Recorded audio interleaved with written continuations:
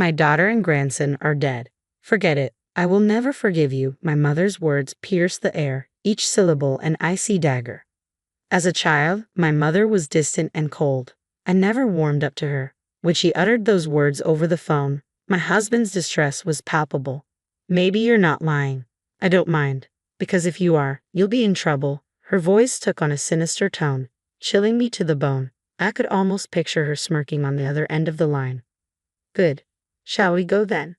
I think we are the ones who are really in trouble. I managed to respond before she hung up. My name is Lily, a 33-year-old office worker. I met my husband, Keigo, through my grandmother, who attends a tea ceremony class. I wasn't keen on meeting him. He was the grandson of someone from the class. But my grandmother insisted, saying, "Lily, please meet him just once." Reluctantly, I acquiesced. Approaching 30, I knew marriage was inevitable. To my surprise, Keigo and his family were genuinely kind. After a year of dating, I married Keigo. His family, with their prosperous business, was worlds apart from my humble upbringing. My friends and colleagues envied me, calling me spoiled. I was right that you two would get along, my grandmother beamed proudly. Keigo's family included his parents and grandmother, though his brother had passed away.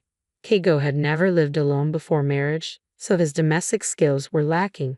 I found myself frustrated with his habits. He'd leave clothes strewn about and dishes unwashed. One day, he casually referred to me as mother. Shocked, I packed my bags and left. At home, I feigned loneliness, masking the truth about my crumbling marriage. When my grandmother inquired about my marital bliss, I forced a smile. "It's okay," I replied, hiding the turmoil within. But deep down, I knew the root of my unease. My mother. She had always been intimidating, casting a shadow over my childhood. With my father busy with work and my grandfather gone, her presence loomed large. My parents' house had always revolved around my grandmother, leaving little room for warmth or connection.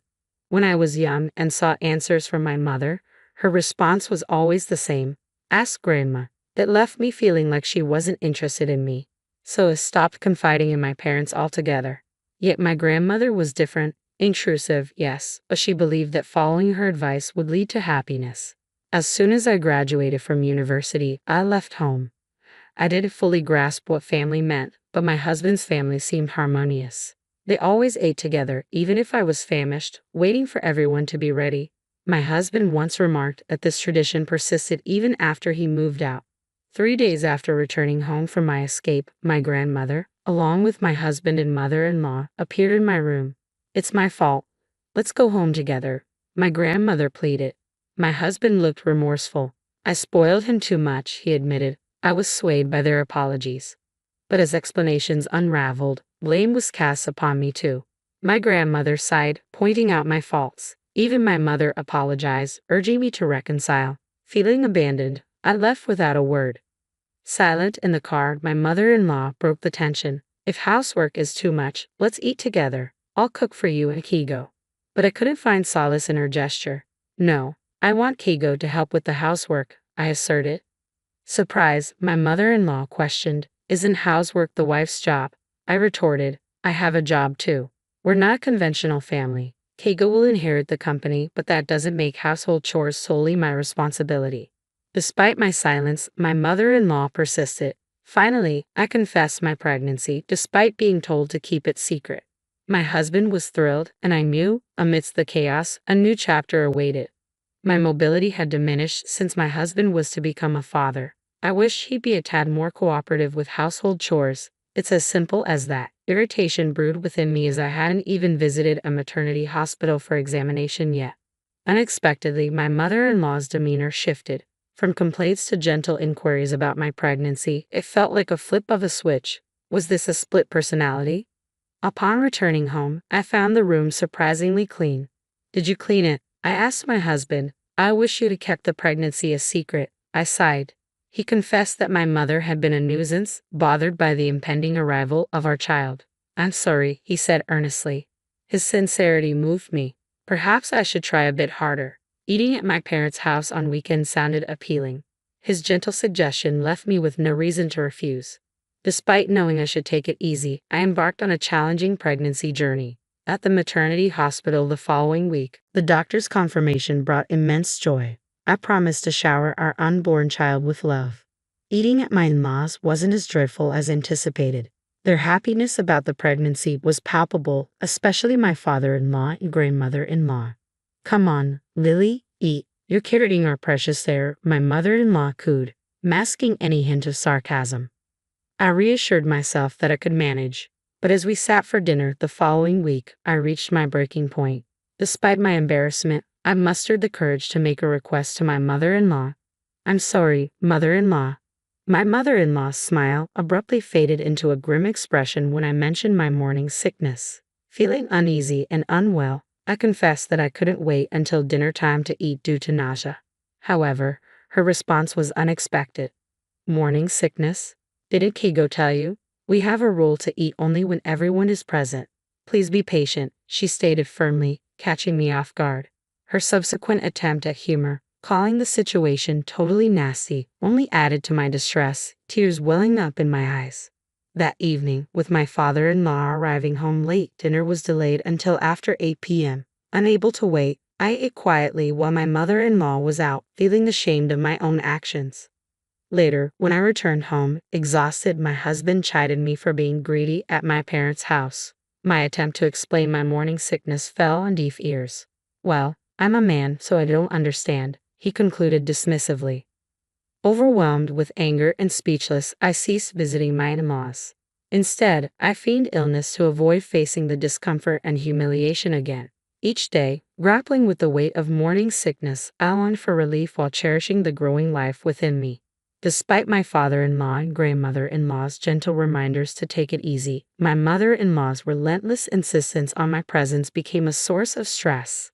Her incessant calls only worsened the situation, leaving me with a pounding headache. In the midst of my discomfort, I couldn't help but wonder why Keigo was the only one visiting my parents' house.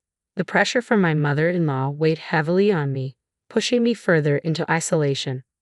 "I have severe morning sickness," I sighed, hoping for some understanding. "Huh, again? I guess that means you're feeling good," my mother-in-law quipped, her tone light. Feeling dismissed, I retorted, "Yes, even though I look sick, no one sympathizes with me. Just because you didn't have morning sickness doesn't mean everyone else is fine."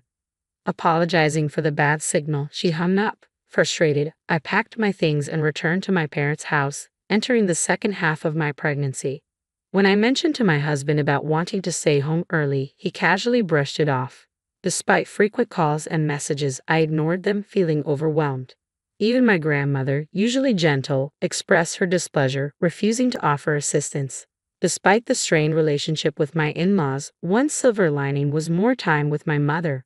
Confiding in her, I revealed the tension with Keigo and his mother. Keigo's indifference towards household chores and occasional outbursts left me scared and isolated. When I approached my mother-in-law, she urged me to be patient, even after I showed her a bruise from one of Keigo's outbursts. Now, contemplating divorce after the baby's birth, my mother listened in silence, her expression stern. "Yes, I understand," she finally replied. With just one word, I responded to the chaos unfolding around me. Eventually, I gave birth to a healthy baby boy.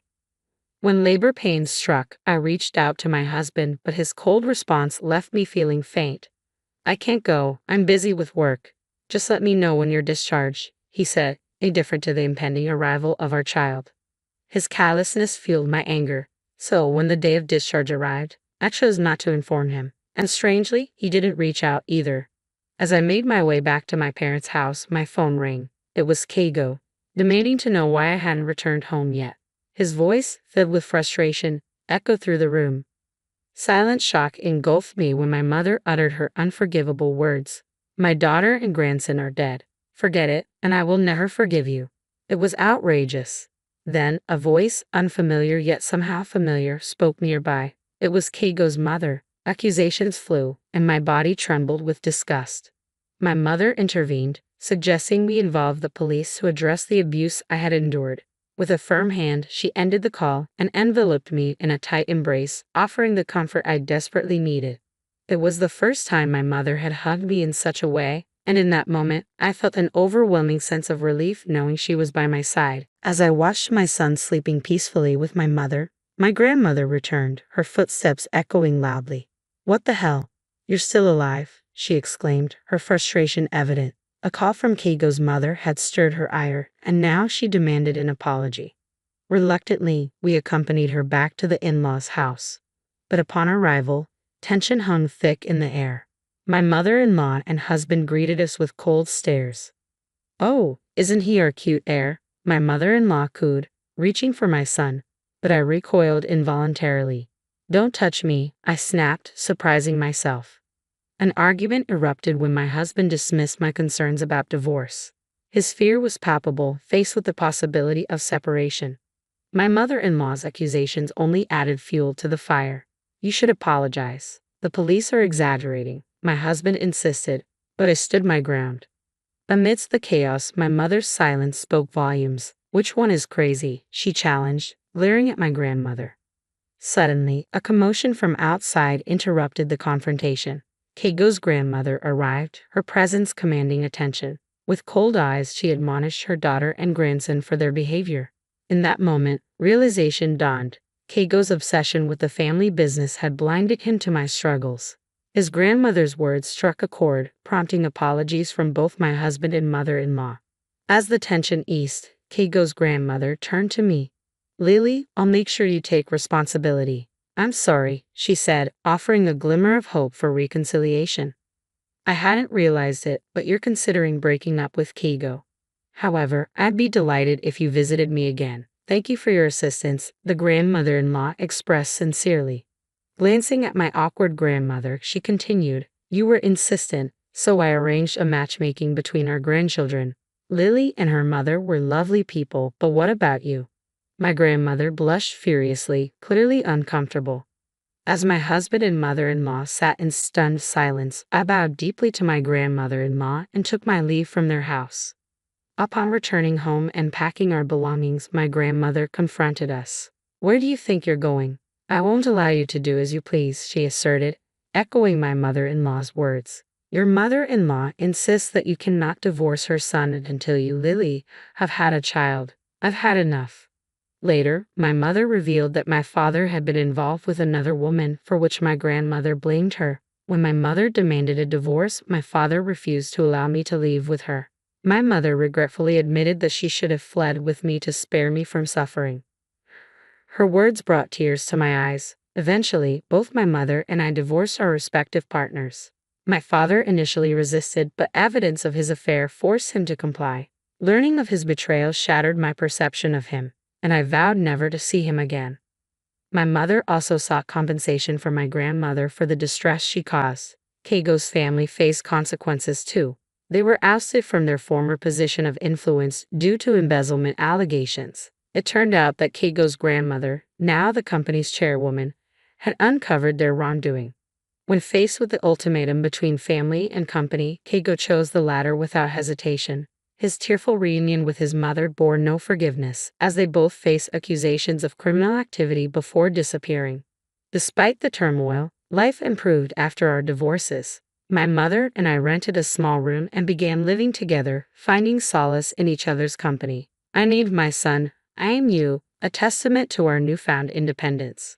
My mother flourished on her own, rediscovering her passions and hobbies. Colleagues noticed her increased happiness, and even at my part-time job, I found myself smiling more. Through living together, I learned more about my mother, her talents, preferences, and dislikes. Grateful for everything she had done for us, I thanked her sincerely. Moving forward, I vowed to embrace the future alongside my precious family, strengthened by the bond between my mother, my son, and me.